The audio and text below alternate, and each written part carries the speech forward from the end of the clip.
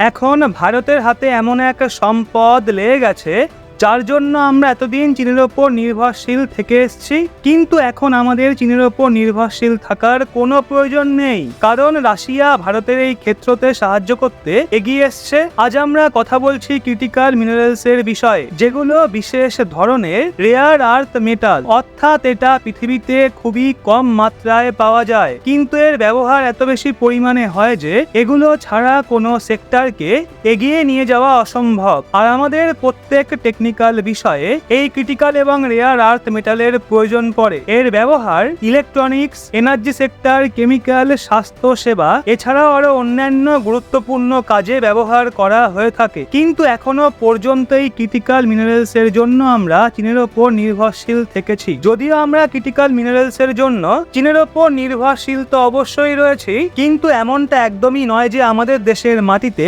Critical minerals মজুত নেই, বরং আমাদের কাছেও ভারী মাত্রায় ক্রিটিক্যাল মিনারেলস এর ভান্ডার পাওয়া গেছে। আর কিছুদিন আগেই এই ক্রিটিক্যাল মিনারেলস এর বিভিন্ন ব্লকের সন্ধান করা হয়েছে, কিন্তু শুধুমাত্র আমাদের কাছে এগুলোকে এক্সপ্লোর করার বা নির্গত করার টেকনোলজি যথেষ্ট কম রয়েছে। এই জন্য আমরা এতদিন পর্যন্ত চীনের থেকে বেশিরভাগ ক্রিটিক্যাল মিনারেলস ইম্পোর্ট করে এসেছি, কিন্তু এখন আর আমাদের চীনের ওপর নির্ভরশীল থাকার কোনো প্রয়োজন নেই, কারণ এখন রাশিয়ার বড় বড় কোম্পানি যারা ক্রিটিক্যাল মিনারেলস এর প্রসেসিং এবং মাইনিং এর জন্য বিখ্যাত, তারা ভারতের সাথে মিলে কাজ করতে চলেছে, যা থেকে ভারত ক্রিটিক্যাল মিনারেলস এর হাব তৈরি হতে চলেছে। তো সম্পূর্ণ আপডেট আসলে কি তা জানতে ভিডিওর শেষ অবধি অবশ্যই থাকুন। কিন্তু ভারতের নির্ভরতা যে এখন চীনের ওপর থেকে কমে যাবে এবং ভারত ক্রিটিক্যাল মিনারেলস এর প্রসেসিং এর হাব হয়ে উঠবে, তো তার জন্য ভিডিওটা অবশ্যই একটা লাইক এবং চ্যানেলটা সাবস্ক্রাইব করে আমাদের সঙ্গে থাকুন।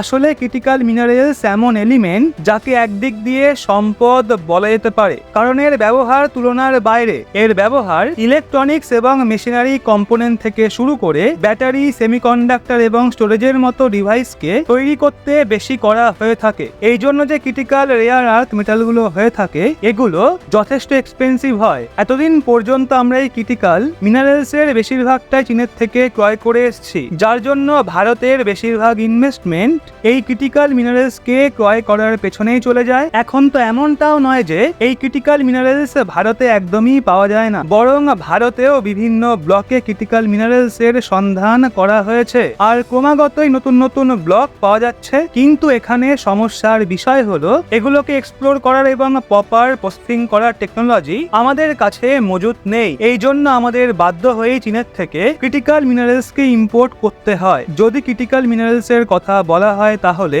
ক্রিটিক্যাল মিনারেলস এর মধ্যে লিথিয়াম, কোবাল্ট, নিকেল এবং গ্রাফাইটের সাথে সাথে অন্যান্য রেয়ার আর্থ মেটাল পাওয়া যায়, যেগুলো পৃথিবীতে খুবই কম মাত্রায় পাওয়া যায়। আর কিছুদিন আগেই একটা তথ্য সামনে বেরিয়ে এসেছিল যে আমরা গত এক বছরে প্রায় $11 বিলিয়ন ফুল মিনারেলসকে ইম্পোর্ট করেছি। অন্যদিকে যেখানে তারই এক বছর আগে আমরা প্রায় $8.2 বিলিয়ন ক্রিটিক্যাল মিনারেলসকে ইম্পোর্ট করেছিলাম, যেখানে এক বছরে 4% বৃদ্ধি লক্ষ্য করা গেছে। অর্থাৎ দেখতে গেলে ভারতের প্রয়োজন প্রত্যেক বছর বেড়েই চলেছে, আর আমাদের কাছে এই ক্রিটিক্যাল মিনারেল থাকা সত্ত্বেও আমাদের অন্য দেশের থেকে ক্রয় করতে হচ্ছে, কারণ ইন্ডিয়ান ম্যানুফ্যাকচারার এই সময় ইলেকট্রনিক সেক্টরে নিজেদের প্রোডাকশনকে বৃদ্ধি করা শুরু করে দিয়েছে। কিন্তু তা সত্ত্বেও আমাদের ডিপেন্ডেন্সি চীনের থেকে কম হচ্ছে না, কেননা ক্রিটিক্যাল মিনারেলস এর তৈরি বেশিরভাগ কম্পোনেন্টকে আমরা চীনের থেকে ইম্পোর্ট করে থাকি, কারণ এই কম্পোনেন্ট আমরা অনেক সস্তায় পেয়ে যাই। আর অন্যদিকে ভারতের প্রোডাকশন করা কিছুটা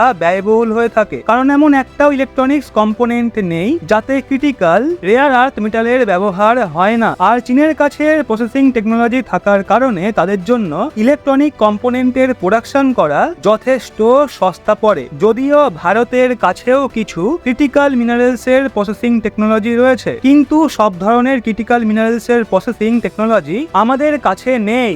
আপনাদের বলে রাখি, কেবল ভারতই নয় বরং বিশ্বের বিভিন্ন দেশ এই সময়ে সমস্যায় রয়েছে, যারা ক্রিটিক্যাল মিনারেলস এর মাইনিং এর জন্য চীনের কোম্পানির সাহায্য নিত।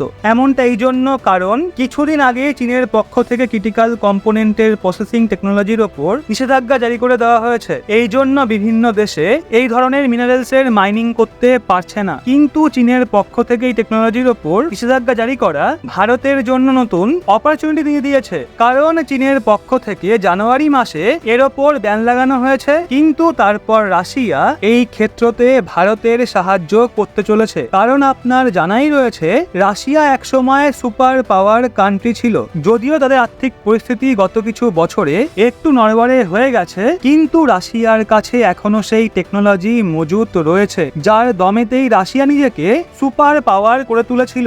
কারণ কোন দেশের অর্থাবস্থা মজবুত করে রাখতে এই ক্রিটিক্যাল মিনারেলসের যথেষ্ট ইনভলভমেন্ট রয়েছে। এই জন্য আজকের সময়েও রাশিয়া এই ধরনের কম্পোনেন্টের মাইনিং এবং প্রসেসিং করার বিষয়ে অন্যান্য দেশের থেকে এগিয়ে রয়েছে। এখন তো রাশিয়ার যে কোম্পানিগুলো ভারতকে সাহায্য করতে চলেছে তাদের ডায়মন্ড, নিকেল এবং লিথিয়াম মাইনিং এবং এক্সপ্লোরেশনের আলাদা আলাদা কোম্পানি যুক্ত রয়েছে। অন্যদিকে রাশিয়াতে এমন একটা কোম্পানি রয়েছে যারা ডায়মন্ড মাইনিং এর ক্ষেত্রে বিশ্বের সবচেয়ে বড় কোম্পানিগুলোর মধ্যে একটি। রিপোর্ট অনুযায়ী লিথিয়ামের জন্য ভারতের জম্মু কাশ্মীরের বিভিন্ন ব্লক মজুত রয়েছে, যেখানে এর মাইনিং এবং প্রসেসিং করা হবে। এছাড়াও টাইটানিয়ামের জন্য ভারতের তামিলনাড়ু রাজ্যকে নির্বাচন করা হয়েছে, যেখানে ভারতের সাথে পার্টনারশিপে রাশিয়ার কোম্পানিগুলো কাজ করবে। আর কিছুদিন আগেই গ্রাফাইট, লিথিয়াম এবং ম্যাঙ্গানিজের সাথে সাথে রেয়ার আর্থ মেটাল পাওয়া বিভিন্ন ব্লকের সন্ধান করা হয়েছে, যেগুলো উড়িষ্যা, তামিলনাড়ু, গুজরাট এবং উত্তর প্রদেশে মজুত রয়েছে। এছাড়াও অনুমান করা হচ্ছে যে এখানে ভারী মাত্রায় এই ক্রিটিক্যাল মিনারেলস এর খনন করা যেতে পারে, কারণ যেহেতু এই ক্রিটিক্যাল মিনারেলস মাটি রূপে থাকে, এই জন্য একে নির্বাচন করা এবং তার প্রসেসিং করাতে রাশিয়ার যথেষ্ট সাহায্য থাকবে। আর আপনি জেনে খুশি হবেন যে এতদিন পর্যন্ত রাশিয়া এবং ভারতের মধ্যে ক্রিটিক্যাল মিনারেলস এর মাইনিং এবং প্রসেসিং এর কথাবার্তা চলছিল, কিন্তু এখন ইউনাইটেড স্টেটও এই ফিল্ডে নেমে পড়েছে। আর ইউএস কোম্পানির কথা হলো তারা ভারতের কয়লা এবং অন্যান্য মিনারেলস এর মাইনিং এর বিখ্যাত কোম্পানি কোল ইন্ডিয়ার সাথে পার্টনারশিপ করে আর্জেন্টিনাতে লিথিয়ামের ভান্ডারের সন্ধান করেছে। কারণ দেখতে গেলে আর্জেন্টিনাতে রেয়ার আর্থ মেটাল খুব বেশি মাত্রায় মজুত রয়েছে, কিন্তু আর্জেন্টিনার কোম্পানিগুলো নিজেরা এগুলো এক্সপ্লোর করতে পারছে না। অর্থাৎ এখন ভারত এবং ইউএস এই দুই দেশের জন্যই এটা লাভের ডিল হতে পারে। বাকি আপনার কি মনে হয়, রাশিয়া এবং আমেরিকার কোম্পানির সাহায্যে ভারত ক্রিটিক্যাল মিনারেলস এর মাইনিং এবং প্রসেসিং এর বিষয়ে আত্মনির্ভর হতে পারবে, হ্যাঁ নাকি না? নিজের মতামত কমেন্টে অবশ্যই জানান। আর ভিডিওটা ভালো লাগলে অবশ্যই একটা লাইক এবং এই ধরনের আরো ইন্টারেস্টিং নলেজেবল ভিডিও পেতে চ্যানেলটা সাবস্ক্রাইব করে আমাদের সঙ্গে থাকবেন।